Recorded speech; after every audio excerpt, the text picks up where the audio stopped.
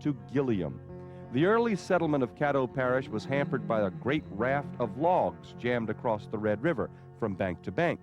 But small paths were cut through the floating blockage, and a bachelor settled here. R.L. Gilliam wanted his name to live on, but he had no children. He granted the railroad passage through his new land if they would build a depot. They did. It was named for him and stayed busy as the only stop between Texarkana and Shreveport.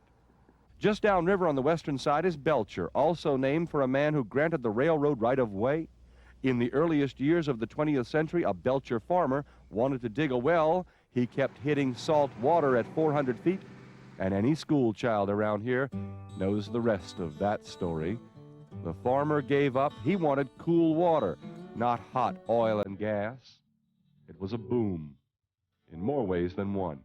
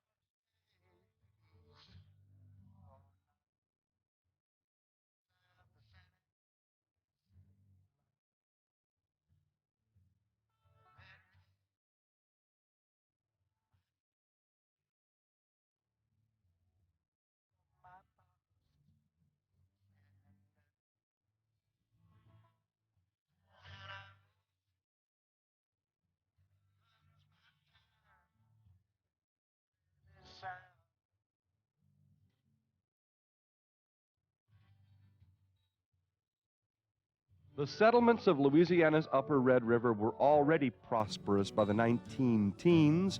When gas hit big in the river frontage of Old Shreveport, pioneers, jazzmen, and can-can dancers drank the night away. This is where folk music legend Hughie Ledbetter sang his blues.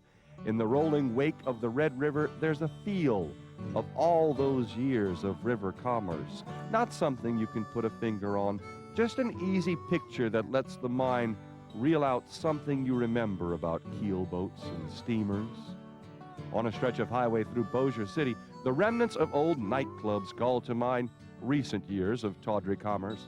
The motels and fancy juke joints of the 1960s litter your path with great architectural icons of crazy nights and weekend passes from Barksdale Air Force Base. This is a Route 66 in 5 blocks. We've tried to tame the river. That's the human history of the Red, our applied desire to ride a rattlesnake of changing courses and unpredictable depths. Shreveport and Bossier are proud to be river towns. Ever since the great log jam was broken, chopped, drugged, dragged, sank, pulled, lifted, and punctured in the 1830s by crews led by Captain Henry Miller Shreve. Gary Joyner is a historian and Red River scholar at LSU in Shreveport. The raft was like a living, breathing thing. It moved. The southern end kept on breaking off because it just rotted due to its own weight, and the northern end was building. At one point, the raft was 400 miles long. By the time Shreve gets here, it's down to about 110 miles. Just about 100 yards north from where we are is one of his more famous cuts that created Shreve Island. He did it in a day. He cut a ditch, 1 foot deep, 1 foot wide, from daylight to dark, opened the northern end, and by the next morning, steamboats could go through it.